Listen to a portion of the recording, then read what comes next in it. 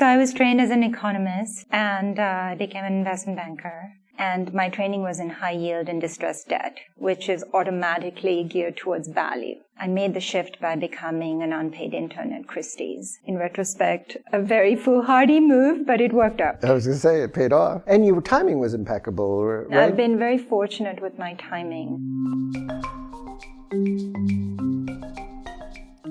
Welcome to the Artelligence Podcast. Live Art's look behind the scenes at how the global art market really works. I'm your host, Marion Maneker.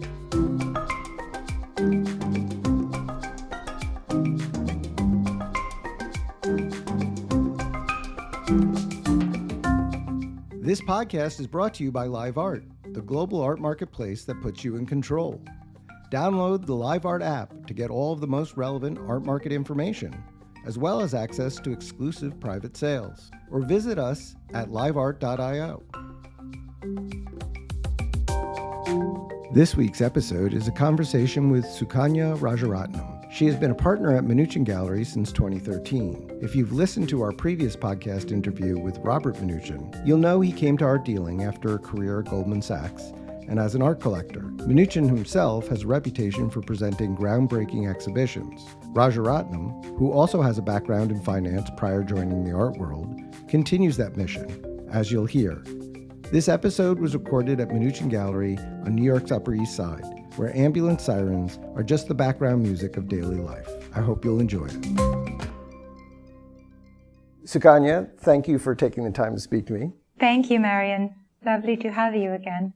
So I wanted to talk a little bit about Mnuchin Gallery's program, in part because there's, I wouldn't say it's a shift, but a progression in the last couple of years that seems both a reflection of the market and market interest, but also somewhat of a reflection of your background and interests. And I wanted to hear a little bit more about your view of the program, and then we can talk a little bit more about how that dovetails with the history of the gallery.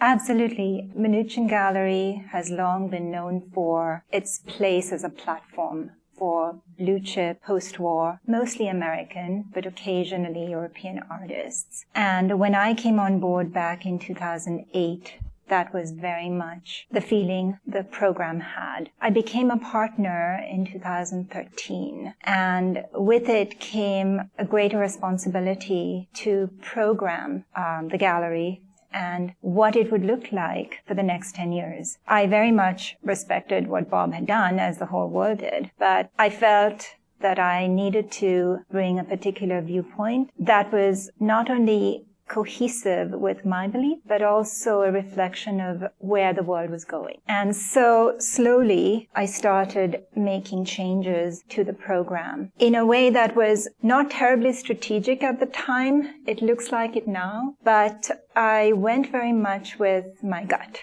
The David Hammond's Retrospective exhibition in 2016 was a turning point. The gallery had done 2 previous shows with David back in 2007 and 2011. I had been very involved in the show in 2011, and I had always felt that a retrospective show was warranted, ideally with us. I knew that there would be resistance to this idea, but I wanted to do it anyway. And needless to say, there was a lot of resistance, but it remains, I believe, one of the top 3 shows the gallery has ever done. In doing that show, I worked with David for a period of 2 or 3 weeks in rehanging our original hanging. And of course, David is well known for this, and he did a brilliant job. But in the course of spending that very precious time with David, we started talking about artists who had been overlooked, who were not part of the narrative. And names started coming up. Mainly Ed Clark, who was a friend of David's. David owns the work, huge believer in the work. And these names were familiar to me. I had heard of them, but I didn't really know the work in that much depth. And I realized in doing some reading, some talking to people, that there was an entire generation of these artists who'd been completely overlooked by the market. And given the success of David's show at the gallery, multiple shows, I thought it was only the right thing to do to use our elevated platform to give these artists their due, for lack of a better way of saying it. I don't want to demean the dealers who, gave these artists shows. I think the question is less on the dealers. There are plenty of people who, as you just said, many of these artists were known. But there are lots of artists who are known, and then we see an intense focus on them, sometimes long after they're no longer working and all. And that's, to me, one of the most fascinating things about the art market. Why this artist? Why now? And at least we've had, in the last couple of years, these interesting rediscoveries where the artists, at least, even if they're nonagenarians, some centenarians, still alive to see the appreciation of their work. And I don't think it denigrates other dealers to suggest that you can put on great shows and the market doesn't respond or the audience doesn't fully get it. What's interesting about what you just said is you didn't bring Hammond to the gallery. There were two previous shows, one slightly before you arrived. I'm a little curious that there was resistance doing a retrospective just because the feeling was it should be focused on bodies of work rather than a broader look at him as a... Absolutely. Every museum in the world wanted to do a retrospective of David's career, and he had always resisted the idea. So the resistance came from him. Eventually, he cooperated, and the show turned out to be a greater success than we could ever imagine. More importantly for me, it opened the way I thought, and that is a lasting impact in the way it changed the programming at the gallery. So many of the artists I subsequently showed at the gallery had platforms, and kudos to the people who supported them when support was scarce. But what I realized is we had so much more visibility and this history of showing post-war abstraction, and that we could elevate the focus on these artists in a way that nobody had done prior. And so slowly I started with Sam Gilliam, Ed Clark, Alma Thomas, Mary Lovelace O'Neal, and it just kept growing, and once the momentum started, it just took a life of its own. Most recently with Betty Blayton. And what's been profound for me is that even though it started with a almost social justice mission on my part, the market was also simultaneously turning in this direction. And as a former banker, something I do almost unconsciously is look for value. It's sort of built into the way I think. And I realized all these artists were so undervalued, still are undervalued relative to their peers, and that we could be a game changer in their markets.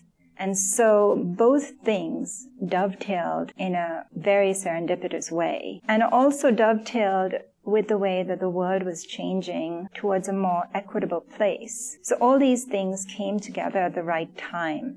I think that's what's so interesting about this. It's not a transition or even an abrupt change, that your interests do coincide with the same audience that Mnuchin Gallery has had as your clients in the last few years are also the same collectors who are happy to see Sean Scully side by side with Ed Clark, and though it's different work, it's also consonant work, and they are beginning to, at least that's the impression, they're beginning to collect across that, not just, these sort of sanctified artists, but looking for artists that they think are of a quality that can sit side by side with other, blue chip artists that they've already acquired. So one of the things we did well with all these shows is place these works with our client base, our regular client base, again providing high visibility to these artists where none existed before. We expanded the collector base for these artists, and now you could see an Ed Clark next to an abstract de Kooning, in one of our collectors' homes. And that contextualization shifted as well. And I don't want to just focus on African-American artists. You see a Lynda Benglis show currently on. And again, as a woman artist, I feel like her market had been left behind for a long time. And she's an amazing artist. And this show has really shifted the way people look at her work, the way the marketplace responds to her work. The auction record doubled in the course of a month after our show launched. We have a huge place in moving markets, and that is remarkable to me. Well, I noticed at Art Basel in Miami that there were several other galleries with Benglis pieces, pleated pieces on display, and that didn't strike me as an accident, that, you know, the prominence of your gallery being able to set the agenda allowed others to come in and support it. So let's go back for a second, because it is interesting to me that you come from a finance background, not just because you come from a finance background, but the founder of the gallery famously had one of the all-time great finance careers before even getting into this industry. And I think in another interview you mentioned that, you know, when you first were hired, Bob's attitude was like, well, you don't really know much about art, but I'll give you a try. And so I'm curious to hear more of that story and about sort of, again, the sort of transition from looking for value in financial markets to looking for value with art. So I was trained as an economist, and I became an investment banker. And my training was in high yield and distressed debt, which is automatically geared towards value. I did that for 5 years. And I knew at that point that I really wanted to be in the art world. I made the shift by becoming an unpaid intern at Christie's. In retrospect, a very foolhardy move, but it worked out. I was going to say, it paid off. And your timing was impeccable, right? I've been very fortunate with my timing. I started my internship in 2004, just as the post-war market was in its ascent. And I worked there for 3 years. My unpaid internship thankfully turned into a paid job at some point. And my training, since I wasn't trained in art history, was to write the evening sale catalog from cover to cover. So that's how I learned about art. After 3 years, I felt I was ready to make a shift from the back room to the front room, so to speak. And I met Bob, and he famously said at a breakfast meeting to me, "You don't know much about art, but I'll take a chance on you. Why don't you show up on Monday?" This must have been in the middle of the previous week. So he essentially said, "Okay, I'll see you tomorrow." And Bob's famous for taking these gut chances. In our case, it's worked out really well.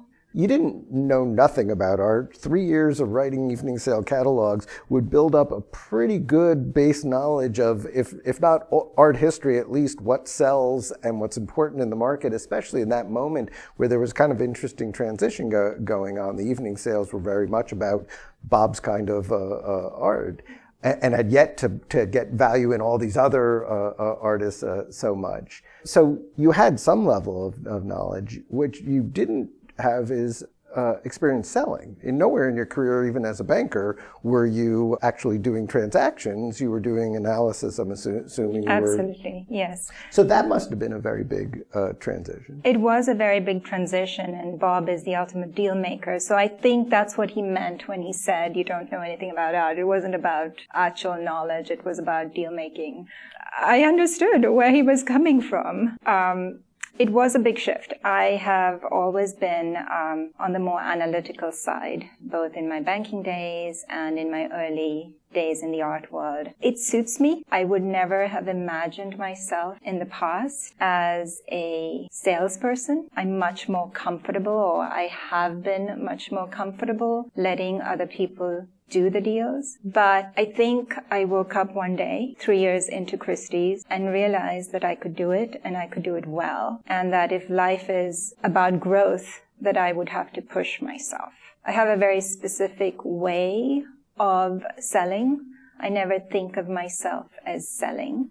I always think of myself as placing, and placing with the context of value, with the context of art history, with the context of responsibility. Those three things go together for me. And by defining myself that way in the art world, I've developed, I would say, a very loyal base of both collectors and artists. Many people who sell privately or at an auction house have a base, either socially or from their educational background, of people that they can go to sort of get started. Others, you go to an institution. I mean, I think the banking is a great example of, there are lots of desks full of people selling, and everyone sells in their own kind of individual way and has to figure out what works for them. So I'm curious about your experience with it. Did you come in here with a sense of you knew a lot of collectors and you could sell to them, or, hey, I can do this, I need access to a Rolodex of people who are willing to buy, and then I have to figure out how I'm going to get them to buy what we're selling? Speaking of foolhardy once again, I had no Rolodex when I came in here. I did not know a single collector. I just built it up over time. And, I grew up in Sri Lanka. I don't have much family here. So when I came here, it's not as though I had this huge network. So everything's really happened on its own over time. And I'm as surprised as the next person out there, but I'm also very proud of it. You ought to be. I mean, again, you're very polite and sort of treating it like, well, I took a chance and it happened, but you took very calculated choices in the right places, none of them predetermined. Plenty of people go to Christie's and learn a bit, but don't necessarily move on to the next job, let alone the one that they think they'd be good at. And, certainly plenty of people go from Christie's to, one dealer or another, and either find something else to do or discover that they don't know how to sell and all, let alone also put together the exhibitions. I mean, again, what makes Mnuchin unique is that Bob has done so much of putting those exhibitions together. Your near neighbor Aquavella is one of the few other galleries in the position with enough trust among collectors and institutions to be able to pull shows together that most other places wouldn't be able to accomplish. And so you're also doing that as well. Again, it's another sort of leap in the progression.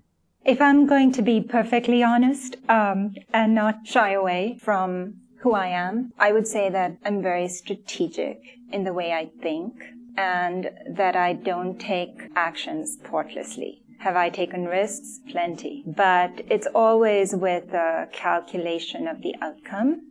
That's what I've also done in programming. I've taken chances on all of these artists where markets didn't even exist, but with a clear, calculated sense of what the outcome could be. I think that's what my strength is as a dealer. I can see things before other people do, or I need to think about this.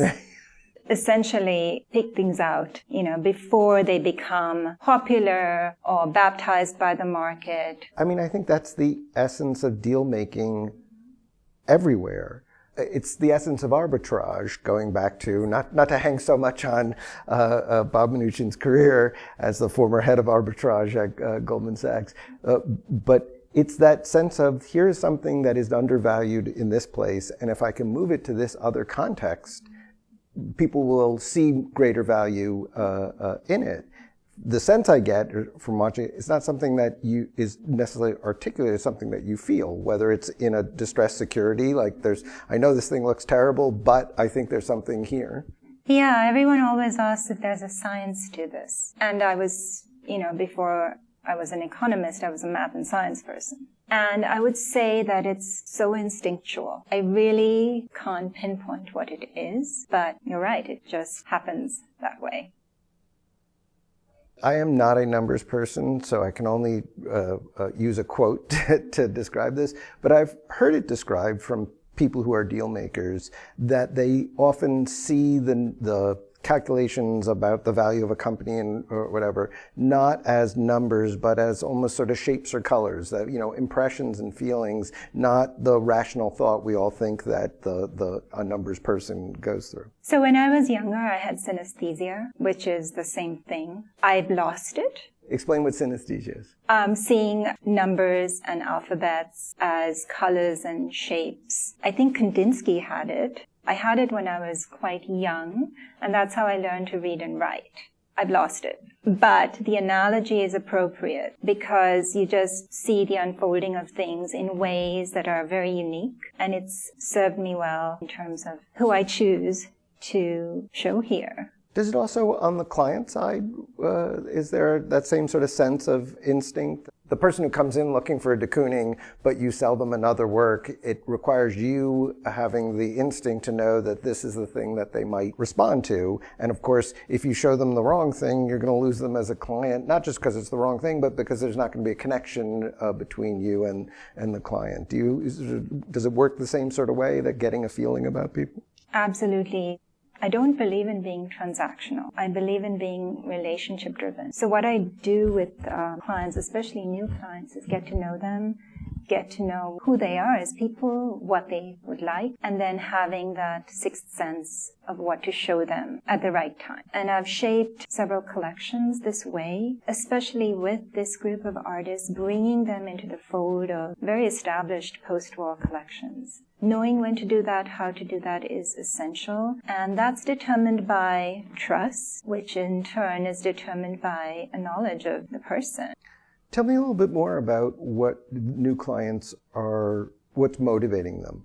They come, traditionally, someone makes a large real estate transaction and decides they need to, decorate their new house, and they start buying, and the old saw is that you become a collector when you run out of wall space, when you're still buying even after you've decorated. But something seems to be happening in the art world in general, and more people are coming into it, I think, these last several years. And you are on the front lines of that, and I was sort of curious to get your impressions of what sets them on the road to showing up at your door, and how do you work with them at the beginning, and so forth.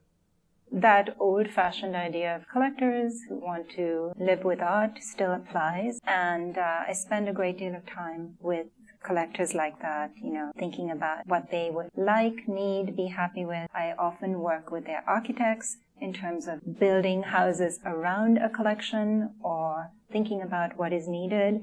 That goes back to the relationship idea, really understanding what a certain person, not only what they want, but what they could want in 10 years. That's how I think of it. Because oftentimes your taste evolves very quickly, and what you like today may not be the thing that stays with you. So I often, in fact, discourage people from making an impulse purchase until I get a better sense of who they are and where they're going. And then I recommend what they might need or want to add to their collection. Then there's a second type of collector that's come into the fold more recently, and that's the investment-driven collector. And art has become and has been an asset class for a long time now. It's in many people's portfolios, whether they think of it that way consciously or not.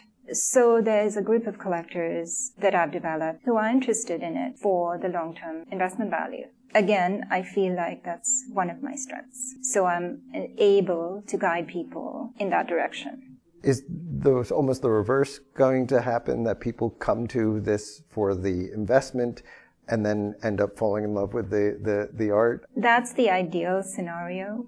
There are dealers who would say, I'm not dealing with collectors who are interested only in the upside of things. And that becomes tricky when it's primary market, but I'm not dealing in primary market most of the time. So I don't have that conflict. Oftentimes it's secondary work that's been resold. I have no qualms in telling someone, look, I feel like there is considerable upside in this artist. You should buy them now. And this idea that, you're not going to deal with someone because they're only interested in the upside is very limited, because whether people admit it or not, most people factor that into their purchasing decisions, especially at this level of price point. And I think there's an unrecognized portion of that, which is, yes, the money's important. Money's important to everyone always. But there's also the validation recognition factor. And for better or for worse, for many people, and there was just some of this discussion around the Macklow sale with this, that the validation of people paying more than you paid is part of that overall sense of, I got it right. And it's great to get it right on something that may be more obvious, but it's even better on taking a risk, being an early person to buy an artist either in the primary market or, and this goes back to the under-recognized artists, finding artists who have almost been in plain sight but haven't been valued that are going to be valued. And that's a knowledge of art and having some level of discrimination and another arbitrage in all of this. And I think that's part of what's exciting about this. If a lot of art collecting is almost a scavenger hunt, learning about the work, locating the work, finding the right opportunity to get the work and all, the value is part of the validation of that, all of that effort. Absolutely, and the scavenger hunt is something I love. It goes back to my research days. I've done it a few times, and it's really fun, for lack of a better word. Well, I think that's part of what we see with the value is so much of it is about discovery and opportunity. Another famous art dealing family used to love to say that there were artists that they dealt with often that nobody wanted when it was $300,000, but everyone wanted when it was $3 million. The art never changed. It's the sense of being validated by others and the demand, and it's very hard to take that risk when it's $300,000. It may be more risky when it's $3 million, but it is perceived as being easier by the buyer. Absolutely. I hope Robert doesn't mind my saying this, but one of his favorite quotes, and he says it all the time, is that he didn't like Twombly until he became expensive. So it goes back to your point. And that he meant that as a collector, of course, but it's a very true statement. We all have to be educated by other people's interest, right? There are artists, this whole thing with Lake Guston, it is the kind of thing that it was a struggle for so long. It's still, happening of the validation of that era of his work. And for a long time you had to take other people's word for it. For better or worse, again, the money is just an indicator of that. I hate to put you on the spot. What next? What do you see, or what does your gut tell you about things that you're interested in? And I don't mean to be like, who are you looking at doing a show with next, but just sort of more broadly. You've had a number of women artists and women of color in the last, 3-4 shows, and they're of a sort of specific era. And I was just wondering whether there's sort of more of those artists that you're looking at, or artists from different eras. There are artists working today that I'm looking at, and I'm looking to pair them with more historical artists because I think that kind of dialogue is additive in a way that their primary market dealers may not provide. I'm working on a show next year of a living artist, but looking back at an artist or pairing him with an artist that goes back to the early 20th century. So I like these juxtapositions as well because it opens up the box. Dialogues between artists, maybe sometimes spiritual dialogues between artists, where they seem very unexpected pairings at first. So that's what I'd like to do in the upcoming year. And that's similar to the Rothko Church show that you did in the last year. The pandemic has made our sense of time somewhat collapse, but sort of a similar idea, taking two very different artists and showing them together. It is that kind of idea, but with that show, that was all Bob, and I don't want to take credit for that remarkable show, brilliant show. But it is that sort of idea that I'd like to expand on, going back in time and forward in time. And I have 2 very specific shows in mind that hopefully will come to fruition next year. Yeah, I mean, I think you're just saying that Bob, because of his own, ability and confidence, put on a very risky show, Rothko and Church, and pulled it off magnificently. And that showed you could actually do these sort of pairings in a way that would be, I'm assuming, also good for business as well as making a great, show.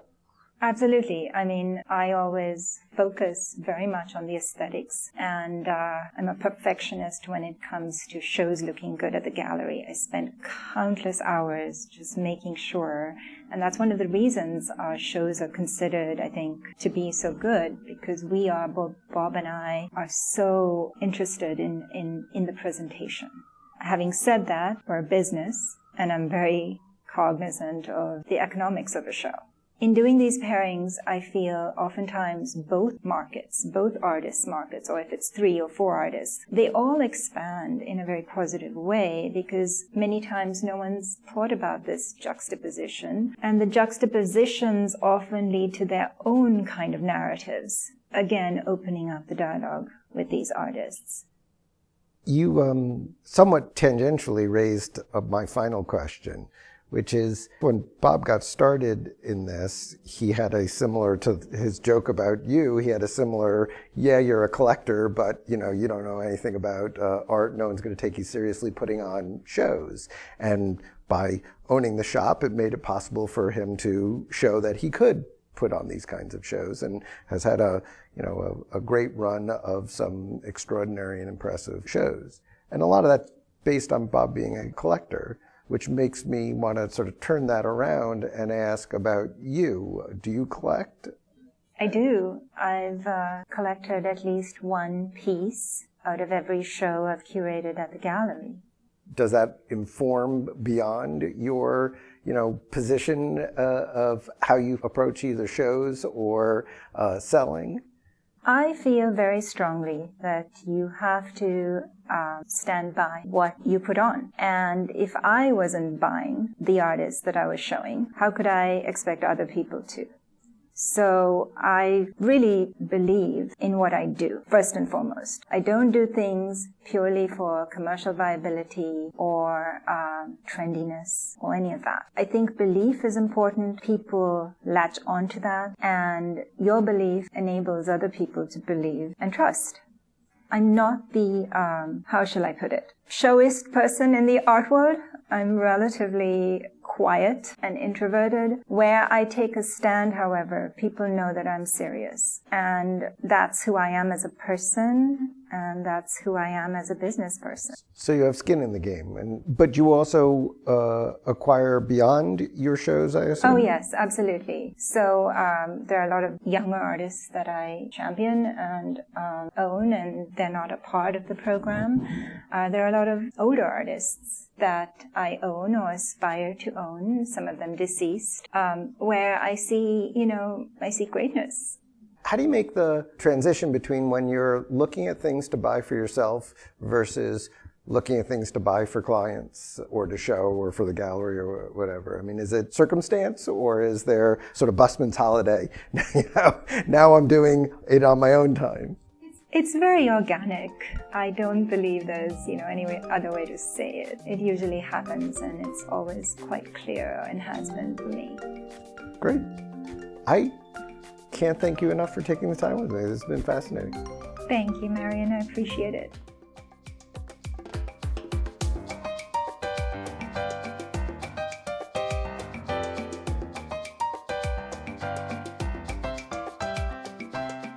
Thank you for joining us at the Artelligence Podcast.